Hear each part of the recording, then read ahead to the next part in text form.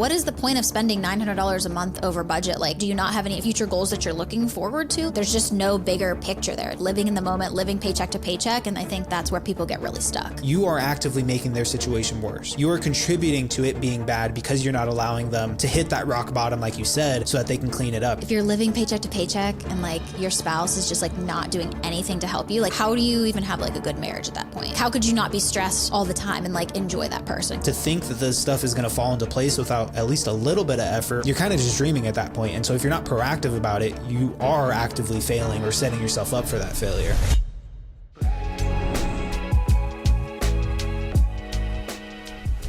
Whether it was a risky financial decision or trusting someone and it completely backfired, we've all dealt with toxic money and more than likely toxic people. But the real question is, what can you do to avoid it in the future? Welcome back to the show, everyone. Lauren and I are back for our weekly episode where we talk all things money, from getting out of debt, budgeting, investing, and pretty much all the other crazy things going on in the world of finance. Now, Lauren, I was looking at this Reddit post the other day about this couple who bought a house together after, a few years of dating. And so they weren't married. They didn't have any sort of like agreement in place for the house. And big surprise, 6 months or so after closing, they got into this huge argument, ended up breaking up, and it was just a whole mess. And so now they're stuck co-owning this place that neither one of them can afford on their own. And they're kind of going back and forth on like who paid more, who deserves to stay there.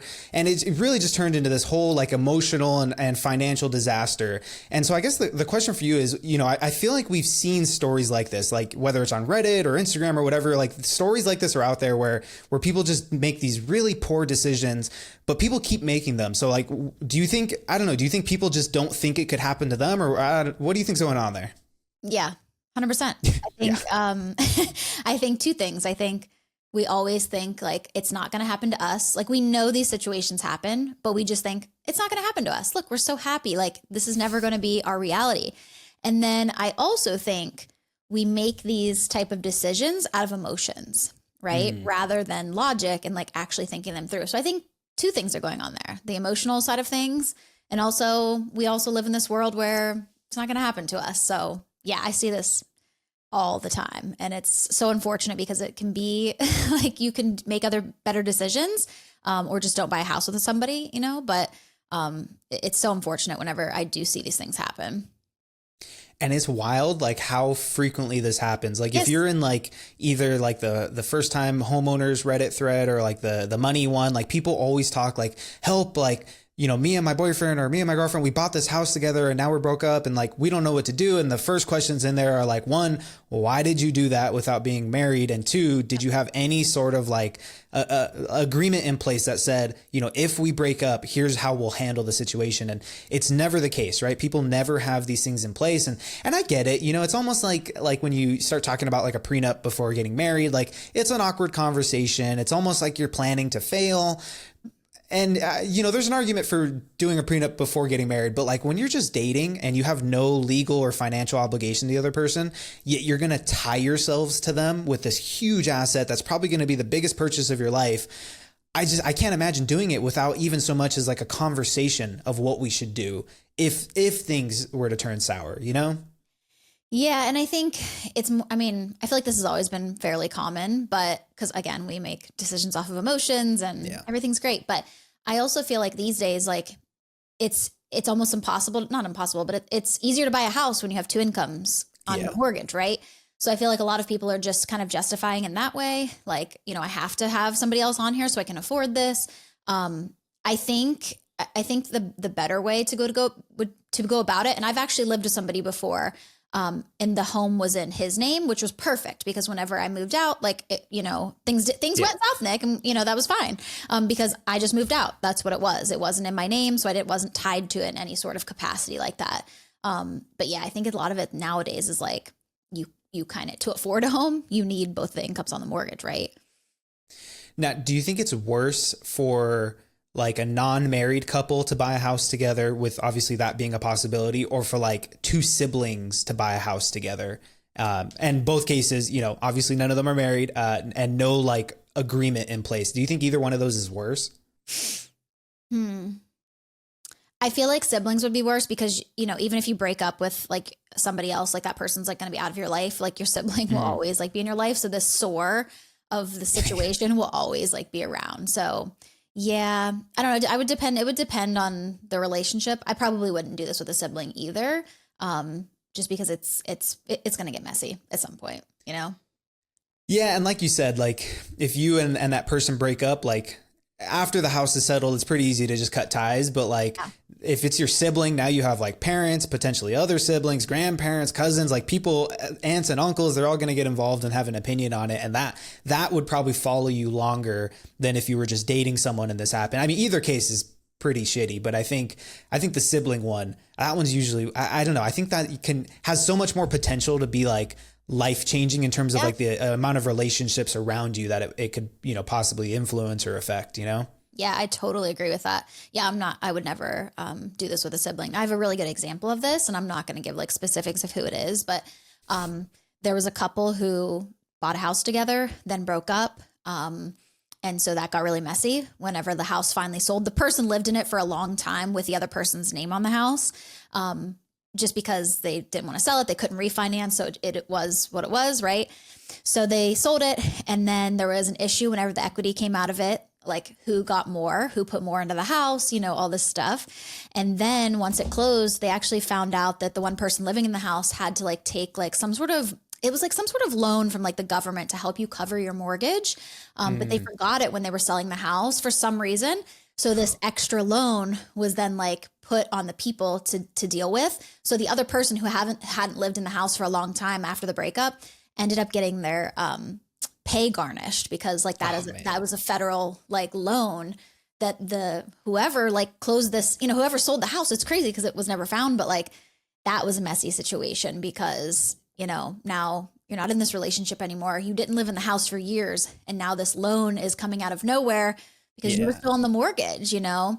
So, yeah, quite a crazy situation, but yeah, all that to say, it could happen to you. Please don't make this decision. What should you do, Nick? Like, what should you do then? Like I said, like just do like one person if you want to do that, have one person do it, or like, how would you go about this? Like, or just not until you're married. Like what's your thought on it?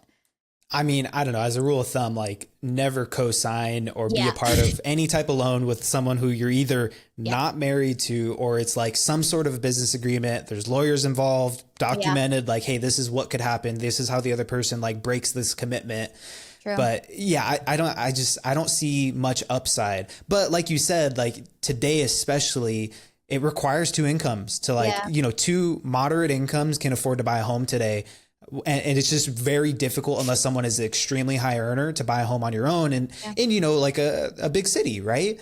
Now, what I've seen happen a lot of times too is you'll have a married couple who bought a home together, they can afford it together, but something happens, they get divorced like legally, but because of the situation with the house and because neither one of them wants to move out, like they're kind of forced to live together and be roommates. And like, I think that's so much more common than people think, to where a couple who's divorced still has to live with each other because neither one of them can afford to live on their own. Right. And you know, that's just such a messy situation. You can't ever move on past that financially, but just like emotionally too. Like you divorce this person, but you're seeing them every day. I mean, you guys sleeping in separate bedrooms, I imagine, but you're having breakfast together and dinner. Like what happens when one of you wants to start dating? It's a whole mess. I would say who you marry and the first house you buy, like those are probably some of the biggest financial decisions. And at least with getting married, there's an obligated legal protection in place just by being married legally. There's protection in place that at least means there's going to be some division of assets. But just buying a house with someone without even so much as a conversation, it's just, you're putting out so much, you're exposing yourself to so much vulnerability of your finances just being wrecked. And that kind of purchase, we're talking years to recover from something like that if it goes south and if you end up on the you know, kind of lower end of the deal when it coming out of that, you know? Yeah. However, I'm never going to live with somebody that like I'm divorced from. Like that is so weird. I would rather just sell the house and then like go move into like a studio apartment or something. Like I'm going to make it work some way, but it's not going to be living with my like ex-husband. Do you feel like do you feel like whether it's, buying a house together or co-signing on a loan or even like parents and student loans, things like that, do you feel like people do it mainly, like, is it more because they're like overly optimistic about, oh, we have a strong relationship. Like it's your daughter and you're co-signing her student loans, or like, oh, it's my cousin, I'm helping them buy a car. Like, do you think they're overly optimistic about like the relationship and the money side of it? Or do you think it's because people just aren't aware of the consequences and their responsibility if the situation were to turn south? 100%. I think like you said, I don't think they fully understand, but I also think that they want, again, emotions come into it. So when you're signing up for your kids' student loans, when they're 18 years old, you're like so excited for them to go to college and like better their life. And, a lot of times our parents want better for us. So that's why they do those things. They're not thinking about it in the long-term sense of like, what could happen if my daughter goes into $100,000 in student loan debt and then doesn't actually get a degree? You know what I mean? Like, we're not thinking about those types of things. So yeah, I think, I don't know, there's so many things that go into it, but I think a lot of it's like, like you're not educated about it. And then like, you're making a quick decision usually off of like emotion. So it's just not well thought out. I mean, even with like student loans, I've seen a lot of situations where like, recently graduated, young adults, they'll be like, oh, like the expectation is that I would repay those loans, but I can't afford to, or like, how do I refinance those under my name? Cause my parents can't afford it. And like, it's the fine print that'll get you, it's well, and also just not really knowing what you're signing, like you said, people get their emotions tied up into it and they think, okay, this is the path towards helping this person get better. And they're going to follow through. And then like something comes up, you never know what's going to happen in the future, especially if like in student loans, you're signing up for something that you don't have to face the consequences for years, right? Yeah. Until those loans come due, then it's just a whole mess. But do you think there's like, I mean, with the student loans, if it's like parents and kids, that's a little different. But like, I guess like relationship wise, do you feel like there's like red flags or so to say that people should like when you're looking at someone, you're like, okay, this is how they handle their money and they want me to like help them co-sign on something. Maybe you do trust them. Is there things though that you should like be on the lookout for as like red flags if you're going to say, okay, I want to do it, but here's what I should be aware of with this person? I feel like co-signing is so, like if someone needs you to co-sign on something, there's a reason for it, you know? Of course, if it's like a house or something, like that's different. But like if someone needs you to co-sign on like a car for them, for example, there's a reason that like the bank is not giving them that loan without a co-signer. So I think that's a red flag in itself, right? At least that's how I look at it, because I've seen so many people get burned by trying to be nice and be a co-signer, and then the car gets repossessed and the other person, they go after the other person. The person that asked them to co-sign doesn't really care because their credit has been shot for a long time anyway. But I don't know. I think the whole thing is just like a red flag if you need like a co-signer. Student loans are a little different. I get that because, you're an 18-year-old kid, but I don't know. It's tough. Yeah, it's a good point. Like, I feel like people don't think through the logic of it. It's like, in most cases, banks will love to give you debt that you have to, they get to service, right? They get to collect on that interest. Mm-hmm. But if they're saying, actually, you're not worth the risk, we need someone else to guarantee this loan. It's like that in itself is the red flag. Cause what is this person doing with their finances if a bank doesn't even want to, use them to gain interest or whatever, right? Like that's, it's tough, but all this talk about relationship, money, like co-signing, things like that. I think a lot of it kind of ties into having just like one clear understanding of it, but then also like clear expectations with each other as well. And so I think that kind of ties into what this first question this person was asking about. They wrote, how do I explain to my wife that we're poor so she stops spending money that we don't have? My wife's spending habits has gotten us into debt more than once. Recently, we've been going into the hole about $900 a month over budget. $150 at Target, $100 on Amazon, $100 at the mall, all of it buying shit we don't need. I've tried explaining to her that we're barely going to get the bills paid this month because of her overspending. She has it stuck in her mind that we're middle class, so the spending isn't absurd. At this point, we're borderline poverty with 2 kids in daycare. I don't know what to do at this point. I hate these situations, but I feel like there's definitely like a disconnect here somewhere. Like, obviously, I'm just curious, like, does the wife even, do they work on their finances together? Or is it just like the husband who is like just managing all the money and then just kind of like telling the wife what to do, which is also goes into it as well. She probably doesn't like to be told what to do, right? I don't know. I feel like this is bad on two fronts because on like what you said, option one is like the wife just isn't involved in the finances. Like the husband just handles it all. That's not good right there. Just on the face of it. Right. Cause like one person in control, one person not. Like, it's just, that's not how, you should be managing your money. If you're both saying, okay, we're going to do this together, you got to do it together. Not, well, he does it or she does it, but on the flip side, like if that's the case, okay, then that's the case that you guys have set. But then that would mean then that the husband's totally enabling this behavior because she's still she's still able to spend that money.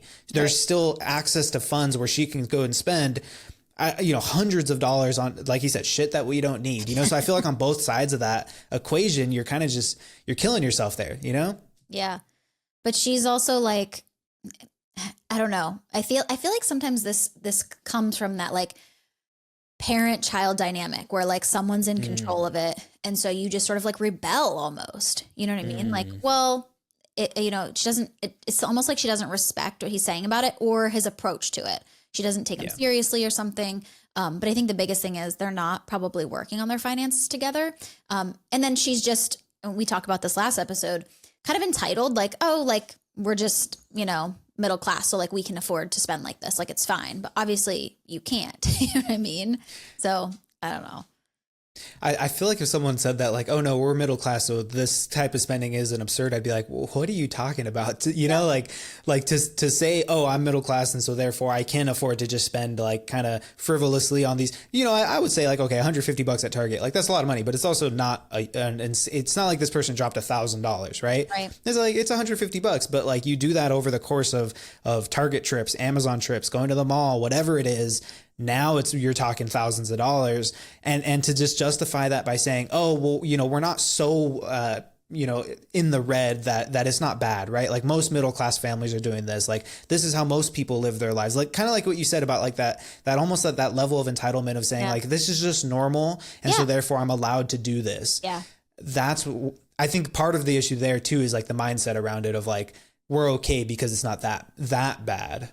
Yeah, for sure. And like, what is she trying to like, I feel like whenever people have like spending problems like this, like there's emotions there that they're trying to like cover up with it. You know what I mean? Like, I feel like a lot of times people try to like buy their way to happiness, oh, that just this one thing. And then I'll be happy. And then like, here we are $900 over the budget and we're still doing it every month, but I don't know. How do we fix something like this? Like we know how to do it, but like explain, like how do you get your wife on track with how you want to spend your money, how the household should be spending their money, I should say.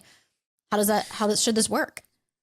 Yeah. I mean, like you had said, it kind of depends on how he's tried to approach it so far. Like if he's coming from a place of trying to control the spending, with someone like this who just likes to go out and shop or do whatever, and then you're telling them, Nate, no, you can't anymore. Or if this is like their outlet for dealing with other stress, that's just not going to work. Right. And so I'm curious if this person, like if the husband has ever approached her and said like, hey, like, I'm not telling you what you can or can't do. Have you just seen our numbers? Like, can we get on the same page with what the numbers look like? And then if you still think that's a good decision, that's a different conversation, right? But it may be coming from just a lack of awareness, because if one person handles the finances, like what more can you expect if the other person just doesn't know then, so I almost feel like the starting place is to approach this not so much of like, hey, we need to fix this, but more so of like, hey, let's just both be clear on where we're at, Yeah. And now then you can kind of separate the two of like telling that person what they should be doing versus just highlighting, this is the reality of our situation. I feel like that might be a good starting point. But if he's tried to approach it like that, mixed with the trying to be controlling around the spending, like, I mean, yes, the spending does need to be controlled, right? Like something needs to change here. Now they both need to be involved in it, but if you approach, I mean, all of these things are about communication, right? If you approach it the wrong way, the other person's not going to receive it well. No, definitely not. And I also feel like, I don't know, sometimes people like this, like they don't think big enough. Like she's just thinking month to month, like doing this like miscellaneous spending and stuff. But like, what are your goals? Like, what do you want to do? Like, what is the point of spending $900 a month over budget? Like, I don't understand. Like, do you not have any future goals that you're looking forward to? Like a vacation for you and your family? Cause they said you have 2 kids. Like, that's the bigger thing is like there's just no bigger picture there. It's just like living in the moment, living paycheck to paycheck. And I think that's where people get really stuck. That's such a good point. Cause like when I'm looking to work with someone, like they're like, oh, I want to get out of debt. It's like, okay, well, why do you want to get out of debt? Like, why not, I'm not saying this is a good idea, but why not just make the minimum payments? And what's the focus on getting out of debt? They're like, oh, well, I want to build up my savings. Okay. Like, why do you want to build up the savings? Yeah. Like, you kind of can get a little deeper, and then maybe a few times asking why, you uncover, oh, it's because I'm scared I'm going to end up with my parents were when they retired, or I have kids and I don't want to put them in a position where they have to take care of me. Right. Like having that bigger picture, that bigger vision in your mind to say, this is why I'm doing this. That's what I think is the game changer here. Yeah. This has to be so hard on a marriage. Like I couldn't imagine if like this was my situation. Like, if you're living paycheck to paycheck and like your spouse is just like not doing anything to help you, like how do you even have like a good marriage at that point? Like, how could you not be stressed all the time and like enjoy that person? Cause I know this would be hanging over me like crazy. Oh, I don't think I could have a normal conversation knowing this is the fact, right? Like it just wouldn't happen. But like, I feel like resentment is starting to build up on both sides, right? Because she may be resenting him for trying to control, and if this is her outlet for whatever stress may be going on, she's like, well, you're not letting me, feel better. And then I'm sure there's resentment on his side where he's like, dude, you're wrecking our finances. Right. There is kids involved, so it's like even more so of an emotional tie to wanting to be financially well off. It just, the resentment building up here. This would take a lot to like repair on both ends, right? Like they both got to take it's a two-way street, right? They both have to meet in the middle of what works for both of them. But this is a messy situation for sure. Yeah. But I think it's actually pretty common, to be honest with you. I feel like people don't have great habits with money together, like as a couple, whether that's communication or expectations or like sharing money and not knowing where it's going. Because obviously if she's spending the money and like, it's coming from both of their accounts, like there's some things not lining up there, to make that happen. Yeah. And I feel like, a lot of many times why I feel like situations like this, just like they end up like this, where one person's in control of the finances, the other person isn't. I feel like it can be kind of tied to like, I don't know. I feel like I've heard so many people say like, oh, I'm just not good at math, right? Like I'm just not good at this thing. And so like money is very closely tied to just being able to do basic math, I would say. And so just to say like, oh, I'm just not good at money, like that's just who I am. And so therefore there's this person who can at least manage the things. And so I don't need to take control of it. It kind of becomes like that, like a self-fulfilling like cycle where it's like, I'm not good at this, so therefore I'm not going to do it. And then I'm going to stay not good at it, So I think that's part of the issue too, is like people don't have the confidence to approach their finances. And so if there's an opportunity where they can just completely ignore it because one person's willing to manage everything, like you fall deeper into that hole. Yeah. Nick, I'm not good at math either though. So like seriously, I'm not good at math, but like, I feel like money math is like it's not like we're doing like calculus. You know what I mean? Yeah. Like here's what you get for your paycheck minus like your bills and stuff. How much money do you have left after that? Like it's actually not that hard of math. I think it's just the problem is nobody's budgeting. So like they're just looking at their bank account all the time and like not accounting for things that they need that money for in the future. You know what I mean? They're living like, okay, I have $500 in my account. I have $500 to spend, when really they have like bills that are going to be coming out next week. And I think that's where people get like messed up with their money math.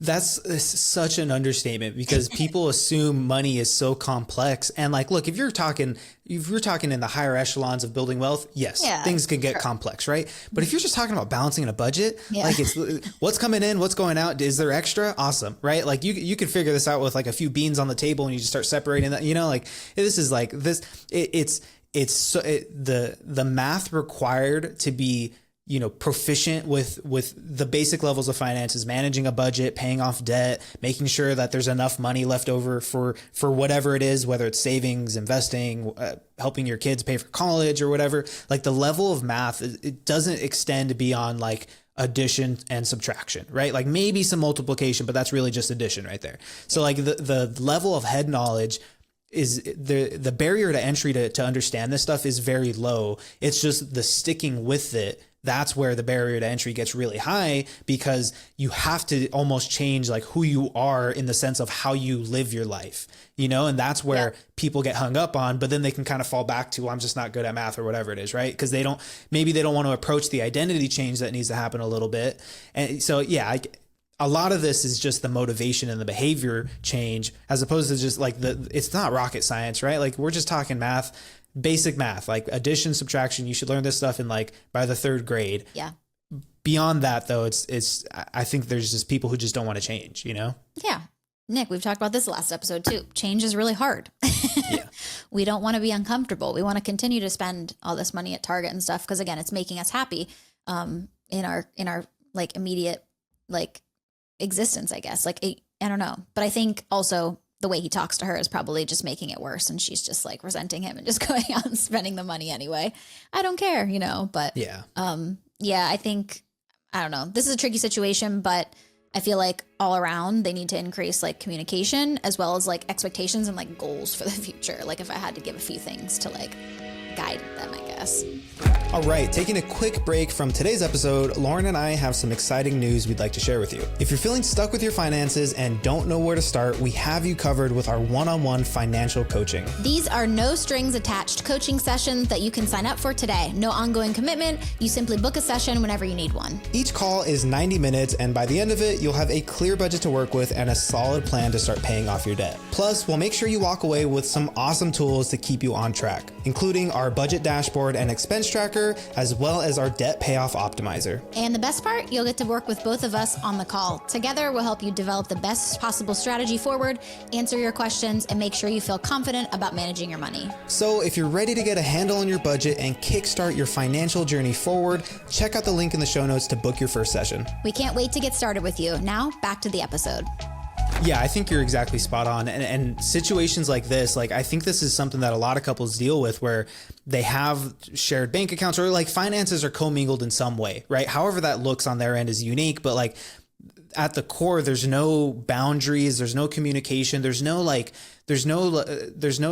a discussion of, hey, these are the expectations as just responsible adults who have access to money, each other's money in a sense, like.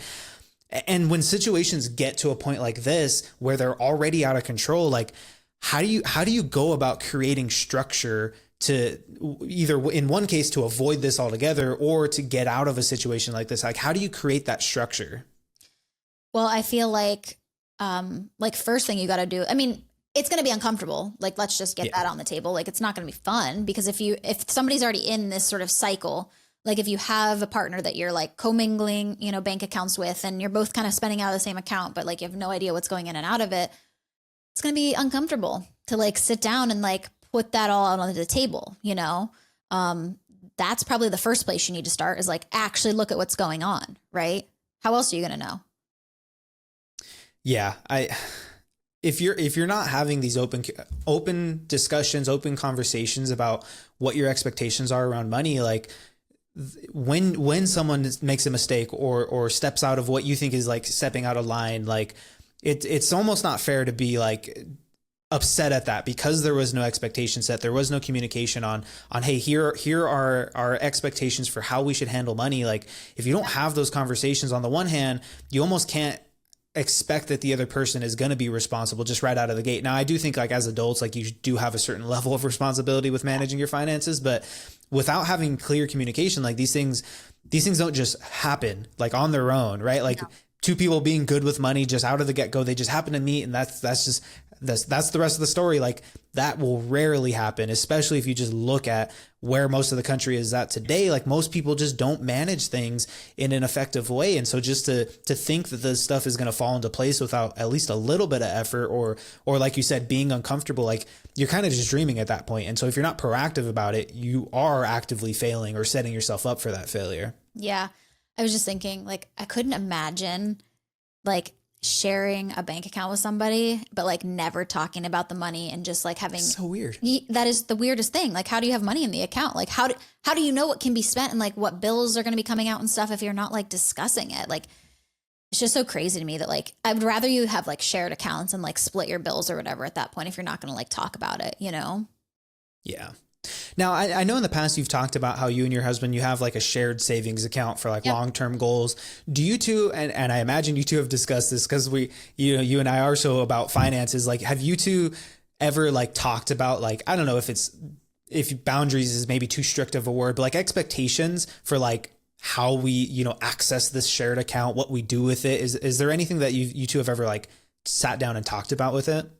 For the shared account for our savings, so obviously it's not an account where we're like pulling money from, well, recently because we're buying a new house, but like it's not an account where we're like pulling money out of a lot. Sometimes it's like mostly putting money in there just like as a savings per each month. But we actually keep a spreadsheet that we both have access to. Nice. And we like go in and put like exactly like I'll put like, $100 from Lauren's account for this or whatever. You know what I mean? Like we go in and put those in there. And then if for some reason we do need to like take money out, we talk about that as well. Like, hey, this money is going to be coming out of the account for X, Y, and Z, So, and we also put that on our spreadsheet so we know. Plus I also get the emails. So like if anything ever happened, I would know. You'd know. Yeah. But yeah, I mean, for us, it's just like communicate about it. And mostly, and like, we've talked about this before too. Like we don't share bank accounts. Like we don't share like where our paychecks are coming in and stuff. We do share that, like our high yield savings account, which is where like our emergency fund and everything is. But the biggest thing for us is like communication about it. And we talk about just because we don't have shared accounts does not mean we don't know like where our money is going. We both know exactly where our money needs to be budgeted. And even like different purchases, like just because like we keep those separate, like when a bigger purchase comes up, like we definitely like talk about it. Like, it's not like I would just go out and buy like, not that I would ever buy this. I'm not sure why this example popped up, but it's not like I would ever go out and buy like a $3,000 handbag or something and like, not mention it to him just because it was my money, 100%. I can't imagine like anything. Like I feel like there's just a threshold in my mind where it's like, if it's over like $50, which might sound super low for some people, if it's over $50, like I just don't even know how to not have a conversation with my wife about it. Just because it's like, if I'm going and spending 50 or $100 on something, like, like that's a fair amount of money to just at least want to run it by someone in the sense that like, hey, is this a good idea to be spending this on something? Yeah. But I'm curious because like you said, you two, for the most part, have things managed separately. There's tons of communication there. And then there's also the shared account. Yeah. When money goes into that account, like you said, like you are both kind of keeping a spreadsheet of like, hey, we each kind of made these deposits. Yeah. When that money hits that account, does it transform into our money now? And then so when we're going to use it, it's like for our goals. Yeah. So we have like multiple like categories within our little spreadsheet. So one of them is like the emergency fund. So that has just stayed in the same spot for a while. We don't add to it. And then we have one for the house. We also have one for travel, which we really haven't been putting money into. And we also do have like 2 buckets kind of for our own stuff, but we just kind of put money in there. But like if we need something, or if we wanted to like, let's say go to Italy for like 10 grand or something, and we don't have that in our travel fund, we're just going to like take that from our personal funds. I think we just keep it organized. Like this is who put the money in. Yeah. But it's not like if I had 0 in mine and he had like 5,000 in his, it's not like he would not let me touch it. You know what I mean? Like, we just keep it organized in that sense. But yeah.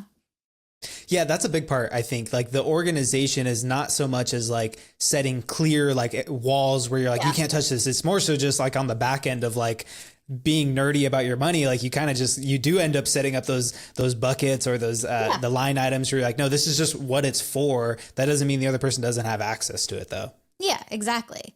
So, and like, whenever I bought my car, like, I had money saved for it, and then he had money in his little bucket, and we had to use some of that for it. So like, it's just like our money. It's not like, oh my gosh, don't touch this, but it's on a spreadsheet. Like it's all in one big account, but it's separated by the spreadsheet, Yeah. Do you two ever have like, or like, I guess, cause like I said, if it's like 50 or $100, like I just need to talk to someone about it, Like, do you feel like there's an amount for you where it's like, yeah, there's no questions asked about like that amount? Like, is there a threshold to where now it crosses into like, yeah, we should talk about this? Yeah. And I think it's going to be much higher than what yours is. I just think that's like kind of where we're at in our life, like both in our mid-30s, like, you hate this word, Nick, but we're dual income, no kids. Like we kind of have the dinks. We kind of have the flexibility with our money a little bit. So I would say no more than like a couple $100. I I don't know. I mean, there's things that I've done where I will, obviously I tell him sometimes I've already like purchased it, but I'll be like, hey, I did this. It was like a coach, like a coaching program or something. Like, hey, I think it was like 300 or something. Hey, I spent 300 on this. Like, just wanted to let you know, like, I really, value these things. And so he understands that.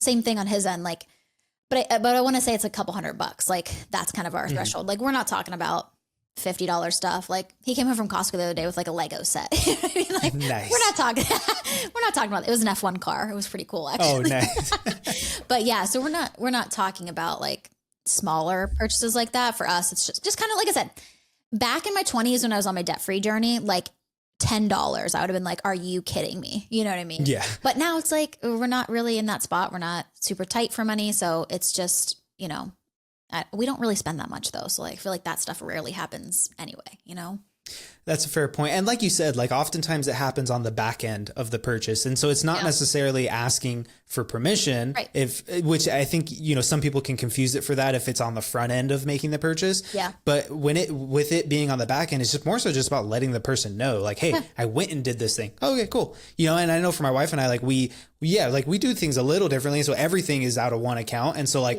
if rarely is there a time where like, I don't even know if there has been a time where like a purchase has been made and she hasn't been like, hey, by the way, like I went and, did this or whatever, and it costs, whatever. It's like, okay, cool. Thanks for letting me know. It's not the front end stuff is where I think you can start to, if the communication and expectations aren't there, that's when I think it's dangerously close to being on that line of like having to ask for permission as opposed to like you said, on the back end of just letting the person know. It's more so just about, I know you value it. If I tell you, I value it when you tell me, like, and it creates that sense of like comfortability of just talking about money regularly to where it never has to be like an issue, so to speak. Yeah.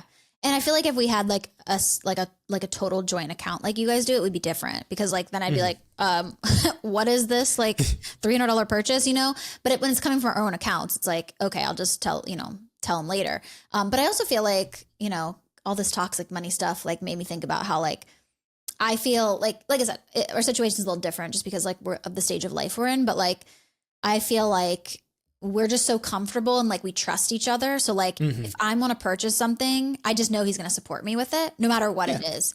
Like I could probably I have made purchases like, for different coaching programs and stuff like $2,000. And like I've had that money set aside for it. So it's like, and he just trusted like, that's what I wanted to spend my money on. Cause I'm not bad with my money. You know what I mean?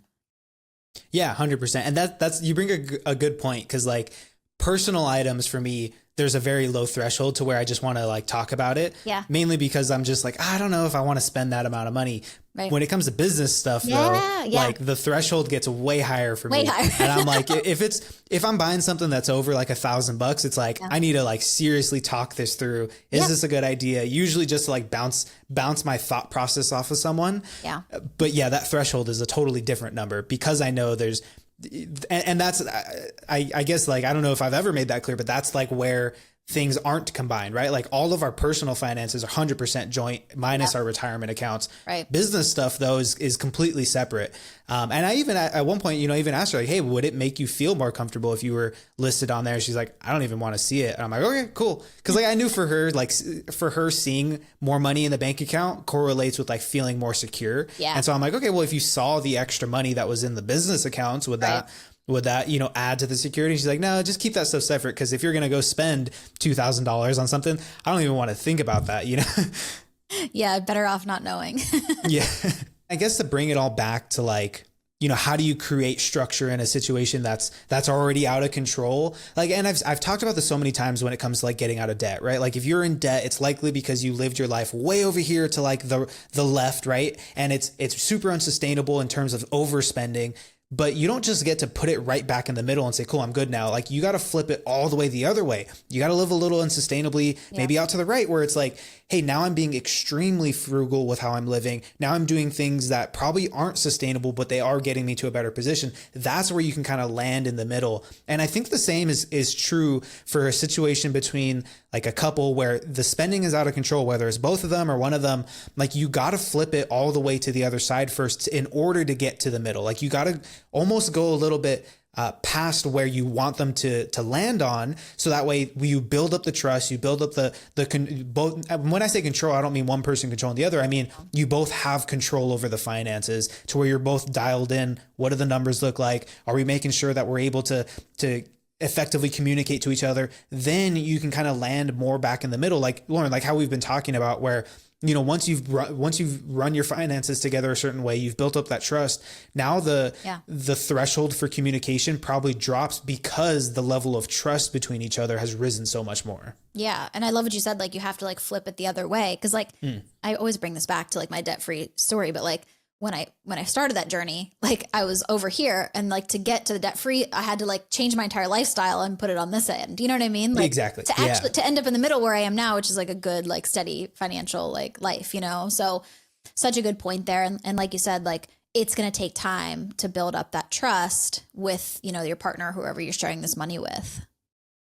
Yeah, I feel like people, not enough people recognize that, where they think like, oh, I was living, you know, a way that I don't like anymore. And so now I'll just bring it back to what should have been the case. It's like, no, you gotta do more extreme, just in the correct direction. Like you gotta really go like all in on making the situation better. Then you can give yourself the flexibility. Then you can give yourself the breathing room. But like, until you're able to like stand in the middle, like you got to swing all the way to the other end just to remedy the situation quicker, right? To get to that middle point. Like you gotta, it's like when you do averages, right? Like when you do an average, like if you were, you know, at a failing grade, right? If you were at a C minus or whatever, or a D, like if you want to get to a B average, you got to get some A's in there in order to bring your average up. Because if you just hit B's and you're like, cool, I'm hitting B's now, well, your average is going to sit in between the failing and now the B, right? So you got to go above and beyond to land somewhere in the middle. Yeah, totally. And I also feel like, you know, I mean, if you're starting from literally zero with this, like you're just going to have to get really good at communicating about it and checking in more frequently, you know, and also like giving yourselves, like we talked about, like what's like your boundary as far as like, you know, limit is like when someone spends something, when do you need to know? Maybe certain people need to have like, you know, guilt-free spending. Like this month I get X, Y, whatever. And, you know, we decide together what we get to spend. So it's not like such a big deal every time you swipe the card to do something, right? I think that's a good way to like also make it comfortable for everybody. So you don't feel like you have to like check in like every single time you bought something. So that's a really good point. And we've talked a lot about like couples and communication when it comes to two people who are, you know, together, like how they should go about managing finances, the communication that they need to have. And so kind of switching gears a little bit, this next question kind of digs into when it's not someone who you're married to, but you still are like tied to maybe as you to our family, right? Yeah. Like how does that level of communication change? And so this person wrote, I feel guilty for refusing my brother money. I've always been the more financially responsible one of the family. I've always been about budgeting, saving, investing, basically the whole 9 yards. My brother, on the other hand, has always lived in the moment. Last week, my brother showed up on my doorstep looking like he was carrying the weight of the world on his shoulders. He's broke and not sure he can make ends meet. He asked for a small loan to get him through the month. I know he's family, but here's the thing. I've bailed him out before, several times actually, and it always goes the same. He promises this is the last time, but here we are again. I told him I couldn't help him and it was time for some tough love and he needed to deal with the consequences of his actions. He called me heartless and said family should always have each other's back. Mom and dad are also on his side and said I should help him out this time. Am I really the asshole here? Should I have lent him money or was I right about thinking it's time he clean up his own mess? No, this is, yeah, you cannot continue to enable somebody. They're never going to change. Like you said, you've already done this several times. So what's this time is not going to be different. It's almost like addiction, Nick. Like you have to let the person like fall to like, what's the saying? Rock bottom, right? Yeah. Like you have to let that person, like, whether that means he's going to have to sleep outside or something, like he's going to need to figure it out. So then he's finally like, this is bad. Like at least you hope that he hits rock bottom and makes those realizations like something needs to change here. And it's probably me. It's probably not my brother not giving me money, you know? Yeah. It's that saying, you can bring the horse to water, but you can't force him to drink, right? Like, and that's where I think this approach maybe could have been a little differently. Like there was definitely some tough love in here that I absolutely think needs to happen. But as part of like the tough side is telling them the truth of their situation. The love side, I think, is also kind of guiding them forward a little bit and saying, hey, like, look, I'm not going to give you money. You do need to clean up your own actions like this. Like the last time was the last time. Yeah. But here's what I can do for you. I can't give you money, but I can at least show you how I do things. Like, how can you actually clean this situation up, right? You can take them to the water, and if they decide to drink out of it, you know, awesome, right? They're all the better for it. But if they don't, like, that's like what you said, like, hopefully they start to realize, like, this isn't because my brother didn't lend me money or my parents kicked me out of the house. It's because I didn't take full control of my situation. Yeah, and this just sucks because I feel like this happens all the time. Like, when will this person actually learn? Like, yeah, you can probably try to show him whatever, but I just still think he's in that like poor me, like woe is me, like I just need help right now, like, you know, feeling self-pity is really what it is. I don't know. I think I see this all the time, and like I just don't know if I ever see someone that's like, yes, I would love to learn from you, and I'm going to change my whole life around. Like, you just don't see that. I know, like, you can want the person to do better, but until they're ready to do better, like, it's just not going to change. And like, we don't know the whole situation, right? Like, there may have been circumstances that caused the brother to get here, but like this person said, like, you've given them the support that they came and asked for several times, and they promised it was going to be the last time, or that they'd pay you back, and like, this was going to be the game changer for them. And at that point, you are enabling, right? And like, this person might be a nice person, right? But saying yes to bad behavior over and over and over again, like, it doesn't matter how nice of a person you are, like, you are actively making their situation worse, right? You are contributing to it being bad because you're not allowing them to hit that rock bottom, like you said, so that they can clean it up, right? Like, everyone's responsible for their own actions, but if you are enabling that situation to continue happening because you continue to offer the support, knowing where it's going to go, like, you got to cut the ties as well. Yeah. Nick, I was obsessed with this show back in the day. Have you ever heard of the show Intervention? Please tell me you have. Is that like an MTV show? Oh my gosh. I'm officially old. This is great. No, it's looking it up right now. It's on A&E, and it's like about addiction. They literally like follow somebody around. It's super interesting. I think they're on like Netflix now. You guys are going to have to watch one tonight. But they literally follow around like addicts. And a lot of the times you'll see them just like manipulating family into like giving them more money or allowing them to stay in their home while they're having these like drug addictions, you know? Yeah. And this is how I feel about this situation. It's like, the same thing is happening over and over, but you're feeling guilty because like you're family and you don't want that person to end up at rock bottom, but like, you know that they should, but then you just continue to give and give.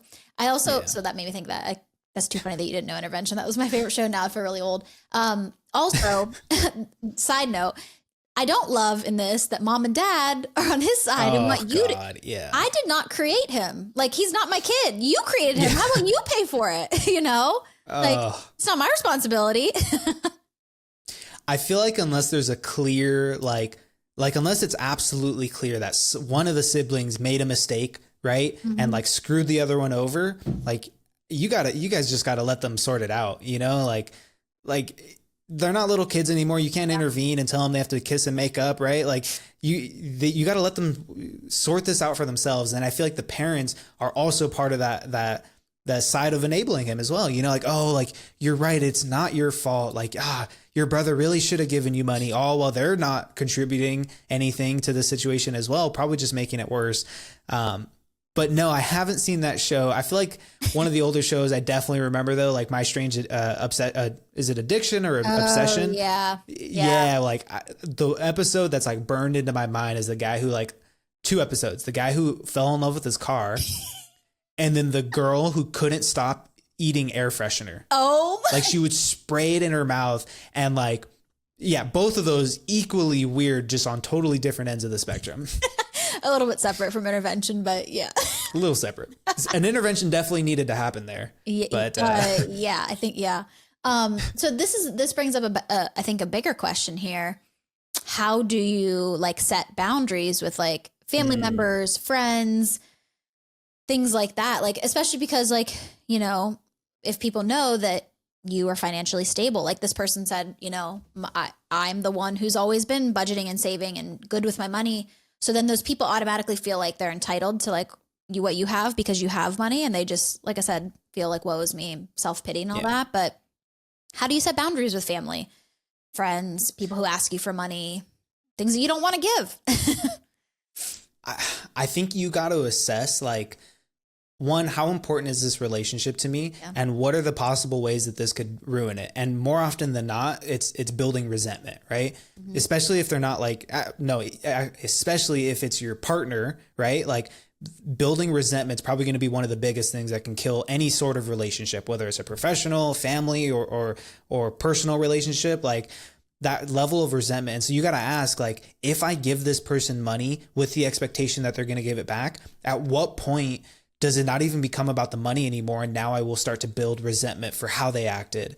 And like, I don't know, things are always different. You give someone money and now you're very critical about what they're doing with their life, especially if it's like, hundreds of dollars, thousands of dollars, right? If you give someone $10, like, I don't think you're going to second guess it. Right. Yeah. But if someone that says like, hey, can you help me? Like, I need $500 to make my rent payment this month. It's like, yeah, I don't, like, but then you also see them doing other things that may not be contributing to them financially, or the lack of action that would improve their situation. Yeah. You're going to get super critical of them, which isn't going to be a fun place for either of you. And you're going to build up that resentment. And I don't know. I think for me, like, if I'm going to give someone money, it's with the expectation that it's going to be an amount that I can afford for them not to pay me back. Yep. Now, if they say, hey, I want to pay you back, cool. Like, I will just go into that situation with saying they might not. And I'm okay with that. Yep. But I would always, what I always say is like, if I'm going to do that, it's also going to come with more. It's like, hey, if I'm going to give you this money, it's because one, you need it, but two, like,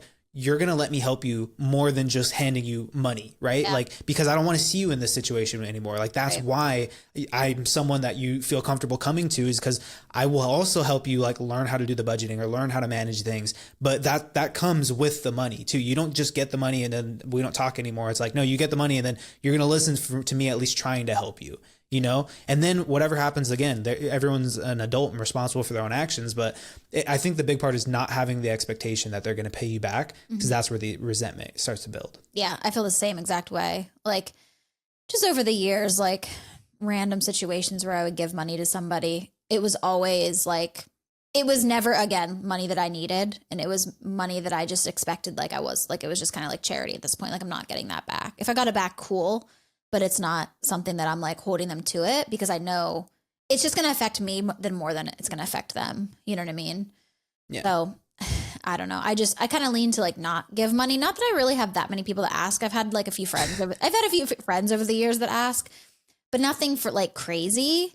So I kind of feel comfortable doing it, especially because now I'm in a better financial place that I can give. You know what I mean?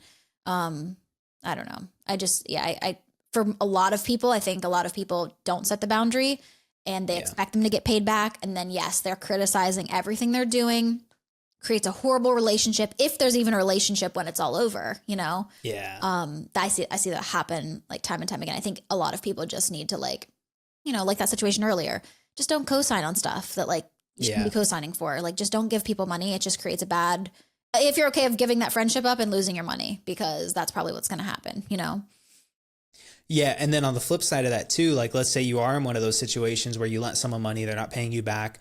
Like, you have to also assess and weigh am I willing to lose this relationship? If I am, is it because like, like, how do I word this? Like, are you just willing to give it up because of the principle of the matter? Right. Like saying like, no, it's wrong that they did that. And I don't agree with like that as just like a way someone lives their life. You have to kind of weigh both sides. Like, like on the flip side of it, like, is it worth it for you to give up that relationship over $500, right? Now, it may make them a shitty person, may make you look at them differently forever now, but like, you also get, to be part of that, right? If you gave someone money and the expectation was to pay you back and they don't, and now you two are never talking again, it's not just that person's fault, right? Like, you also have to ask, am I willing to give up this relationship with this person for that amount of money? And like, dude, like, I've been burned before, and it's like, you know what? It wasn't worth it. That was a stupid tax. I paid it. Never going to make that mistake again. Right.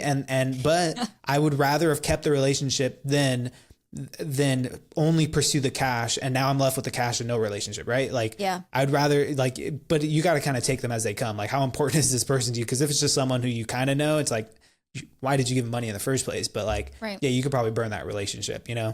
I wish I would have been able to listen. I mean, like, heard this, like, back in the day. Cause I feel like you always start out somewhere. I think like a lot of episodes ago, many episodes ago, we talked about, I think it was like a college student that like got student loan money and like helped his friend like pay off his credit cards. And we were like, bro, like, what are you doing? You know? And then the guy just like bounced and like never heard from him again. It's like, you have to like have that learning lesson there. But I feel like, you know, us talking about this, hopefully like people who are thinking about like giving money or, you know, wanting to help somebody out, just like understand that like you need to have some boundaries there for yourself. Like if you want to do that, that's fine, but give it as a gift and don't expect it back. And just like getting it back would be an icing on the cake, but it cannot affect your relationship with them.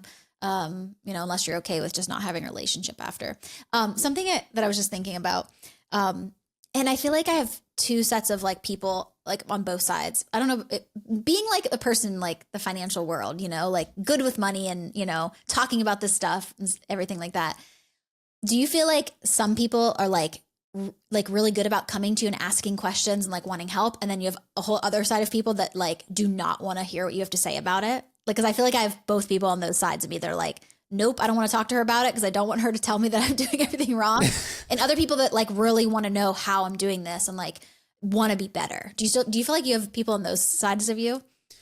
I feel like more often than not, what has happened is that, you know, I've had friends or family say like, oh, like I need help with this, like knowledge help, right? Like, not like money help with it. Like they're like, I need help with this. And I'm like, you should have came by sooner. Cause this is not that, you know, it's irreparable, but it's at a point where it's like, I so wish you either felt more comfortable or I reached out or something to where you came to me sooner, because you know, the longer you go down the route of a bad financial decision, the harder it gets to come out of that. And so if you had come to me sooner, this could have been remedied so much easier. And now the amount of hard work that it's going to take is just, I don't feel good having to tell you that, you know? But no, I totally get what you're saying, where there's people who definitely they just don't want to hear it, you know? And I'll be honest, like, I don't really talk about like I love talking about finances. That's why we have this podcast. That's why, like, literally all I do is like want to talk about money and stuff like that. It genuinely enjoys me. But like at family parties and stuff, like I don't bring any of it up. I try to like not talk about it. Unless someone wants to come to me, then I'm like, dude, I'm ready to open up and have a full on discussion about it. And I wish, it's funny because I feel like some people are like, I just have this question. Like, can you help me? I'm like, yes. Like, I love talking about this stuff. Like, why haven't you showed up here sooner? Like, I don't know. I think a lot of people are just like nervous to talk to us, but I'm like, I don't know. Like, you should if someone's like an expert in an area, like you should want to talk to them about it so they can help you with your situation. I don't know.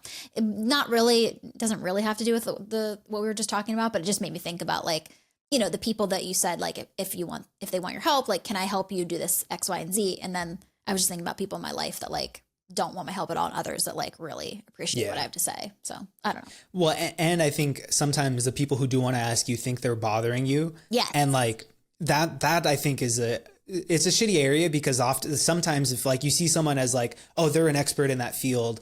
Sometimes that person can think that question is so dumb, or that question is so easily answered by looking it up. Like there's legitimately people out there who are like, you know, experts in a certain field. And they're like, dude, you didn't even take the time to look it up, you know, and they'll kind of make you feel bad about that, which I think can turn a lot of people off from asking. Whereas like, dude, if someone asks me a question, no matter how simple or dumb I think the question is, like, I'm not going to make you feel shitty about it. You know, like everyone starts from I should word it differently. There's people who start in worse off positions asking worse questions than that. So like, there's no judgment, you know, like if you got a question, like I'd rather you ask, and I would love to nerd out with you about it, you know? I get questions all the time. Like even on my like personal Instagram, like from people that like from my past, like I won't hear from them. I'm not joking. I don't know if this person listens to the podcast or not, but I literally will like, I got a message like the other day, like asking about something random. And I was like, I looked and I was like, when was the last time this person messaged me? It was like 4 years ago. I was like, okay, like that's cool. You know, I like that they look at me as like, oh, I can trust this person to ask the question. So I don't mind it. But yeah, that was like a whole side rant, but just made me think of it. No, absolutely. And you know, we've talked a lot about like the communication side, the money side of like how you can go about setting up these kind of boundaries. Especially if it's like in a relationship or if it has to do with family. But Lauren, I'm curious, like you've kind of alluded to this a little bit, but like, are there any like, I don't know if like you want to call them like financial boundaries, or just like lines that if your husband crossed in terms of financially, like those, like in your mind, you're like, yeah, these sorts of things, whether it's in your relationship or someone else's relationship, you see them as like deal breakers when it comes to doing toxic things with money? Yeah, I think I have two different answers. So like one is for like like you said, other people's relationships. Like like when they just don't talk about finances at all, their credit scores are terrible, they have debt that the other person doesn't know about, they're spending on like sports betting, like tens of thousands of dollars, stuff like that. Not being willing to like even communicate with somebody about money, like I don't know, like just feeling like a this is my money type of thing, and like you're gonna just do your own thing and just never. I don't. That's just like icky to me. Like if this is somebody that you actually love and that's how you treat that person, it's weird. For my own relationship, like I said, and we talked about this earlier, but like we have like limits on like things we're gonna purchase, you know, and we tell each other about it. It would be a lot just because we are on the same page as far as like our money goes. It would take a lot for me to like for a line to be crossed. I think it would definitely be like a big purchase that like wasn't something that we didn't talk about or something I definitely didn't agree with, you know, that like we didn't need to be spending money on. Or if like I found out about like in a secret account or something, like just lack of communication, like just tell me, you know. I don't know. I think that's, like I said, I have a lot more, I think, better answers for like how other people's relationships are. But for my own, it's just like, I guess if something were to come up and I just didn't know about it, I think that would actually throw me off. Like that would probably be the crossing the line for me. Yeah. Like if I didn't know about it, you know. What about you? Yeah, like definitely throw you for a loop, right? Yeah. I feel like there's a, you know, context is always important here, but like, okay, because like I could imagine in someone else's relationship, someone like, you know, they're like, oh, well, I'm in debt that they don't know about, but like I feel so shitty about telling them that like I can't help us make ends meet as a family, and so I've been taking on this debt, and it's just a pile of guilt, you know, like that is still shitty, but you can at least understand the motivation behind it, right? Like you can at least understand where that person's heart was. Now, I mean, that would be equally as shitty if it was in my own relationship. I feel like the bigger, like for me, like you had said, a secret account, you know, like, I don't know, just like relationships like throughout my family of like, you know, how couples have managed their finances as family. Like to me, I don't know, it's a bit of a, like me and my wife have talked about it, like secret accounts, like that just can't happen, you know, like that's just something that like is a clear, like, not only is it like, I can't trust you, but it also says like, you can't trust me. And like what I have had to do to get to where like, you feel like you got to set aside, you know, thousands of dollars as like a getaway, you know. I would like to think that like this money is all ours. And so if something were to happen, like, you know, like I don't know. That's why like with like situations like prenups, for example, like that's a big conversation. Like I have always been of the belief, like if there's like a massive gap in like where you two are at when you're coming in, like, okay, like you can talk about something, right? Because there's something substantial was built before you two met. And so there's basis for like keeping that after, right? But like, I know for like my wife and I, we've dated for a long time. We're married now. I shouldn't say it like that.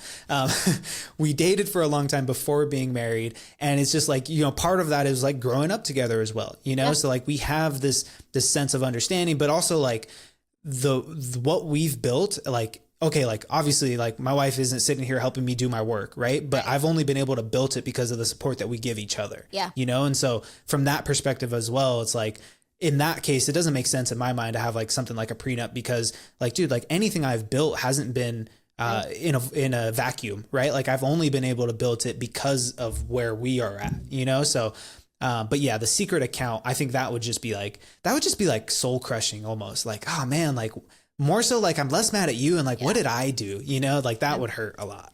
Yeah. Anything where you're like breaking that trust or like hiding something from somebody. We've had a few of these episodes where we talk about these toxic situations, and like, it's always usually whenever you haven't told somebody something, and that's, and then you let it fester, and then it just gets way worse. And like, you should have just said something at the beginning, and you probably kick yourself for not doing that. Oh yeah. But yeah, I don't know. I feel like I could talk all about like financial red flags. We should have done like the red light, green light one, or like, it was that red flag, green flag. Yeah, that one. Cause I love those. But yeah, I'm trying to think if there's anything else in my own life. I don't know. It would have, like I said, we're just like such on the same page. Plus like our savings account, which is like the biggest account other than our retirement that we have, is like together, you know, like that's where the most money sits. So like, that's where everything is right now, other than like our paychecks that are going into our personal accounts. But yeah, that's what I think of when it comes to kind of red flags is it's usually somewhere around like lack of communication, or you've been lying to somebody, hiding something, deceiving somebody is the word I think that fits there. Absolutely. I think that would be the what crosses the line for me for sure. Yep. All right. Well, as always, if you found any value from today's episode, got a good laugh in or anything like that, 2 simple things you can do for us. 1, subscribe so that way you stay up to date with all our episodes coming out. And 2, consider sharing this with a friend because that's really going to be the best way you can help us grow. Yeah. And if you want to have your money question answered on the show, you can visit our website, justanothermoneypodcast.com, and click the submit a question button. And don't forget to join us for the next episode of Just Another Money Podcast.